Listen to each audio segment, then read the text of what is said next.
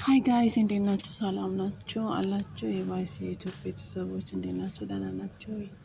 እኔ ያለው እግዚአብሔር ይመስገን። ሰላም ናችሁ? እንዴት ናችሁ?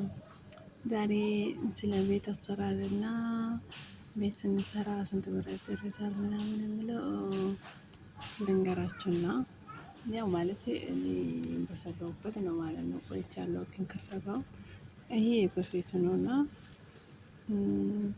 በነገራችን ቤት መስራት ከባድ ነው። ግን አሁን ባለበት ኑሮ መስራት ጥሩ ነው።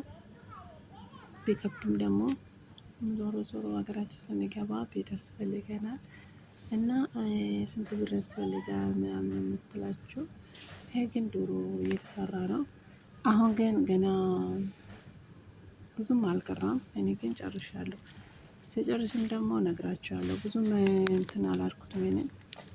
ማለቴ እኔ የሰራሁት በፊት ነው። ደህና ያኔ ደህና ያለው ጊዜ ነው የሰራሁት እና አሁን የራሴን ሲያስብ አሁን ቢሰራ ስንት ብር እንደሚጨርስልኝ በስመ አብ በጣም ይከብዳል። በነገራችን ግን ጥሩ ነው። አሁን መስራት ብዙም እንትን የለምና ይቀላል። ማየት አሁን ባለበት በእኛ ሀገር ያለበት ኑሮ ባለበት ነገሮች ምናምን የተለያዩ ብዙም የጨመረ ሄዳል እንጂ እየቀነሰ ግን ተመስገን በሰራሁበት ጊዜ ደህና ነበረ። ይሄ መጀመሪያ ሳይጀምሩ ነው ቪዲዮ የቀረስኩት እየቆየ ነው እና በጣም ይላል ደግሞ በኋላ ሲጨርስና ብዙ በር ምናምን ከገባ በኋላ አሳይቷል። ግን በነገራችን በሩ ገባ ቪዲዮ አልነበረም። ቪዲዮ አልነበረም አላረኩትም እንጂ በሩ ገባ እና መጨረሻ ላይ ያለው ማለት ለመጨረስ ምናምን ያለው በሩ ገባ። መስታወት ምናምን ነው የሚቀረው እንጂ እና እንደዛ ነው። በጣም ከባድ ነው ግን ቤት መስራት ማለት ሲሆን እኔ በጨረሰልኝ ስንት ብር እንደሆነ ብታይ ማለት ነው። ከባድ ነው። ሆኖም ደግሞ ያን ግድ ነው የሚያስፈልገው። የሰው ቤት የሰው ልጅ የሚያርፍበት ቤት ነው። በነገራችን ደስ ይላል። ተመስገን ነው። እኔ በምንም ብጨርስ ጥሩ ነው። እግዚአብሔር ይመስገን። ዞረ ዞረ ነው የምንገባበት ቤት ነው። ስለዚህ ኪራይ ቤት ምናምን በዚህ ሰዓት በጣም ስለሚከብድ እና ለዛ ነው ፈጣሪ አግዞኝ እንደዚህ ሰርቼ አንድ ላይ እንትን ያደረኩት ማለት ነው። እና በጣም ከብዶኝ ነበረ። እግዚአብሔር ይመስገን ጨርሻለሁ። በነገራችን የኔ ሰፈር ቤቱ ሰፈር ውስጥ ነው።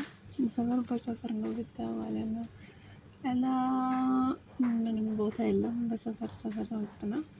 እና ግን ደግሞ ጥሩ ነው። በጣም ደስ ስላላቸው ለውዶቼ እናንተን መስራት ከፈለጋችሁ ስሩ። ቤቱ ደግሞ ስንት ብር ይጨርሳል የምትለው በስመ አብ በጣም ብዙ ይጨርሳል። እኔ ወደ 1 ሚሊዮን በላይ ጨርሼበታለሁ ይሄ ቤት ላይ ማለት ነው። አሁን ቢሆንማ 2 ሚሊዮን ምናምን ነው። ግን እኔ ያኔ የሰራው ጊዜ በትንሹ 1 ሚሊዮን ምናምን ጨርሻለሁ። እና በጣም ደስ ይላል። ግን ግዴታ ነው ቤት ያስፈልጋል ወዶች። እስከዚህ ስትገቡ ወሎ አዊ ናጋራ ጅረናቁማ ቤት ቀስ ብሎ መሰራል። እግዚአብሔር ይመስገን።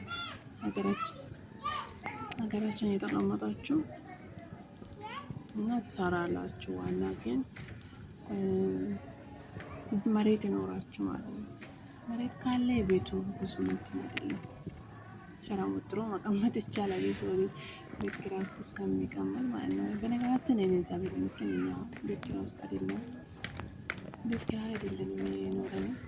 ከዚህ በፊትም ቤት ኪራይ ላይ ነን። ተመስገን ነው። የራሳችን ቤት ነው ያለው እና እዛ ነው የምኖረው ማለት ነው። እኔ ደግሞ በፊት ቤተሰብ ነበረ። አሁን ደግሞ የራሴ ሰርቻለሁ። ተመስገን እና ቤቱ ደግሞ በጣም ረዘም ያለ ነው። እና እንደዛ ነው ውዶቼ።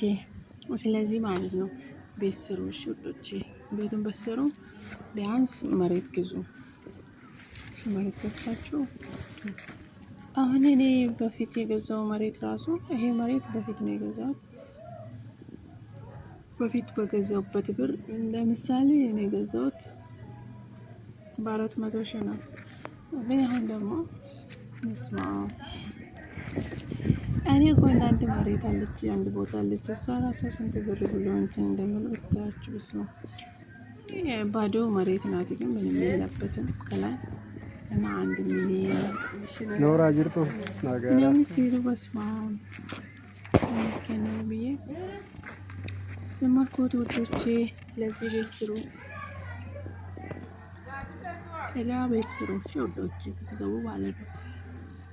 በትንሹም ቢሆን ከሰራችሁ በቂ ነው። ማረፋችሁን ትሆናለች እና ከቤት ኪራይ የግል ቤት ትንሽ ይሻላለች።